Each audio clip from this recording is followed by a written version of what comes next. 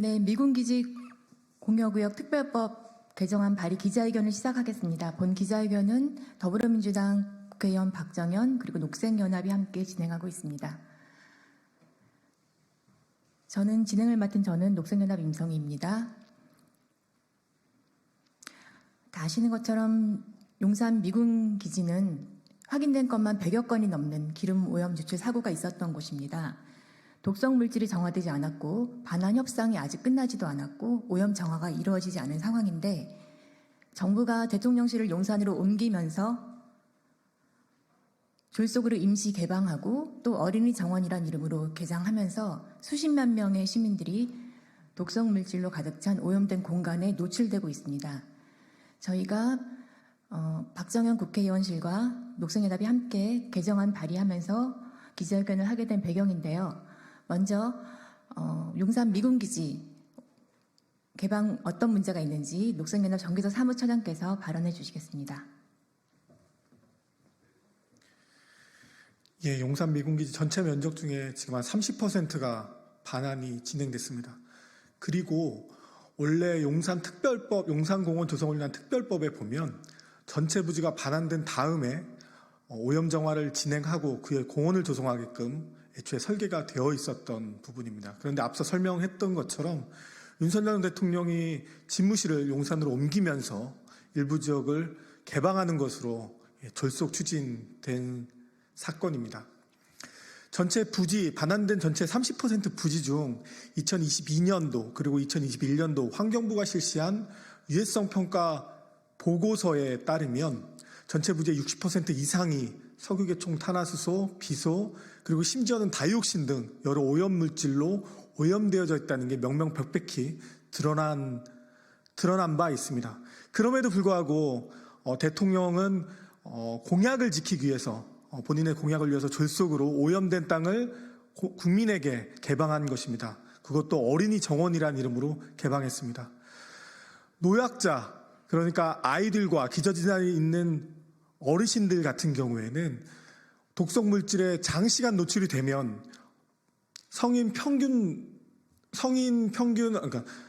성인들보다도 훨씬 더 위험에 노출될 수밖에 없는 상황입니다. 그리고 안타깝게도 한 번의 노출로 건강에 이상이 발생하는 게 아니라 순차적으로 체내에 쌓여서 그게 결정적인 건강 이상의 징후로 드러나게 되는 안타까운 사태로 연결되는 부분입니다.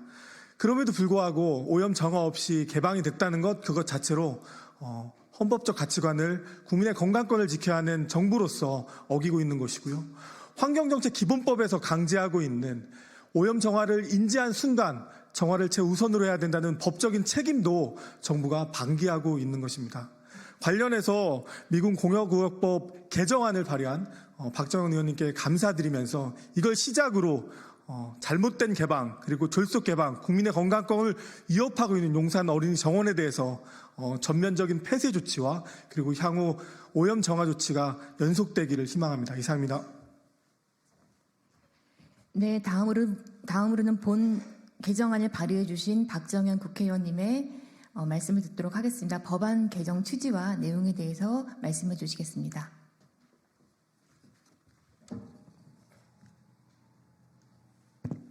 네, 더불어민주당 대전 대덕구 국회의원 박정현입니다. 현행 주한미군 공여구역 주변지역 특별법 제12조는 국방부 장관이 반환 공여구역을 징발 해제하거나 양여, 매각 등 처분하기 전에만 지상물과 토양 오염 등을 제거하도록 하고 있습니다.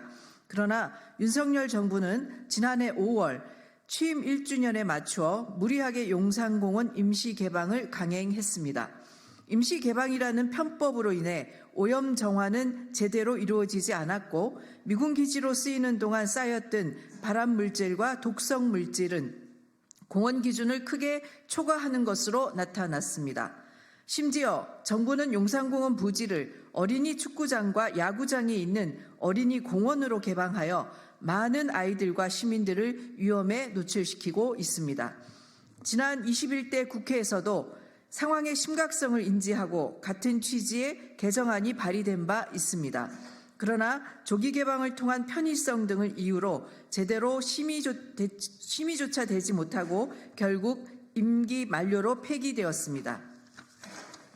국민의 안전보다 우선되는 가치는 있을 수 없습니다. 저는 지난 2일 이 자리에 함께한 녹색연합과 함께 논의해 미군공여구역법 개정안을 발의했습니다.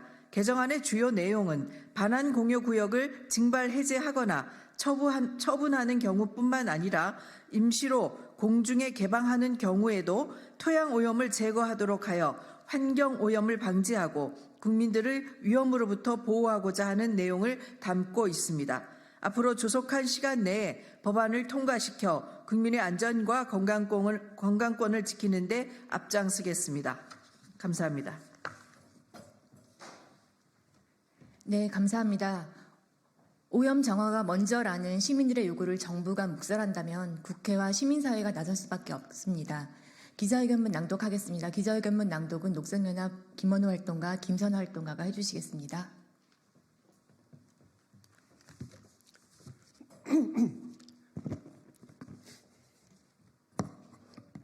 오염된 미군 기지를 정화도 없이 개방하는 일, 시민과 함께 국회가 막을 것이다. 정부는 시민들을 오염된 공간으로부터 격리 보호할 의무가 있다. 그러나 안타깝게도 정부는 이 명징한 의무를 다하지 않고 있다. 오히려 오염된 공간을 그대로 개방하여 시민들의 건강을 위협하는 일을 벌이고 있다. 수십 년간 기름 유출로 오염된 용산 반환 미군 기지를 정화도 없이 처음에는 임시 개방이란 이름으로 이제는 잔디와 꽃으로 간단히 조경을 끝내고 어린이 정원이란 이름으로 상시 개방을 하고 있다. 해당 부지는 오랜 사회적 합의를 거쳐 국가공원으로 탈바꿈하기로 한 곳이다.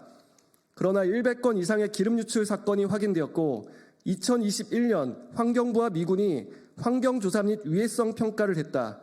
그 결과 대부분의 땅에서 발암물질과 중금속 등 토양오염 등은 매우 심각하다는 사실이 밝혀졌고 토양환경보전법상 공원이 되기엔 오염도를 크게 상회하고 있었다. 애초에 공원 조성 계획 역시 용산 미군기지가 전체 반환된 이후 7년간 오염 정화 및 공원 조성을 하는 것이었다. 하지만 윤석열 대통령이 2022년 5월 집무실을 용산으로 옮긴 이후 어떠한 오염 정화도 거치지 않은 채 임시 개방이란 이벤트를 해버렸다. 오염된 땅을 정화도 없이 개방한 것에 대한 사회적 비난이 일자 신뢰할 수 없는 대기질 모니터링과 비공개 안전성 연구 용역을 근거로 개방에도 안전에 문제가 없다는 억지 주장을 폈다.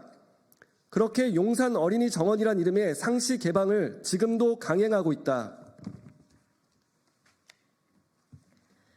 독성 위해 물질을 정화하지 않고도 안전에 문제가 없다고 말하는 정부. 이제 시민들의 안전을 위해 국회가 나서고자 한다. 주한미군 공여구역 지원 특별법을 개정하려는 이유다. 현재는 반환 공여구역의 양여, 매각 등 처분하기 전에만 토양오염 등을 제거해야 하지만 개방할 경우에도 오염 정화를 의무화하도록 법을 바꿀 것이다. 이는 비단 용산 반환 미군기지의 어린이 정원 개방 때문만이 아니다. 용산 어린이 정원 외에 부산 시민공원이 된 캠프 하야리아 부지는 6개월, 인천 캠프 마켓의 경우 7개월간 두 곳 모두 각종 중금속과 유류 오염 물질이 검출된 공간이었음에도 오염 정화 없이 시민에게 먼저 개방한 선례가 있다. 이 중 캠프 하야리아는 부산 시민공원으로 개방하기 전 토양 정화 작업을 실시하고도 수년이 지나 오염된 토양이 대량으로 발견되기도 했다. 100억 넘는 비용을 들여 정화했음에도 또다시 오염 문제가 불거진 하야리아 사례는 그만큼 토양 오염의 심각함, 정화의 어려움을 말해준다. 그럼에도 지난 경험에서 어떠한 교훈도 얻지 못한 국토교통부는 용산 어린이 정원에 수십만 명이 방문했다는 자화자찬만을 하고 있다. 어린이 정원 부지가 각종 구리, 수은, 납, 비소, 석유계 총탄화수소 등으로 오염된 땅임을 떠올려 보면 더 이상 안 될 일이다. 오염 정화 없는 미군 반환 부지를 시민에게 그대로 개방하면 안 된다는 상식이 이제 지켜져야 한다. 국회가 시민들과 함께할 것이다. 2024년 12월 3일 더불어민주당 국회의원 박정현 녹색연합.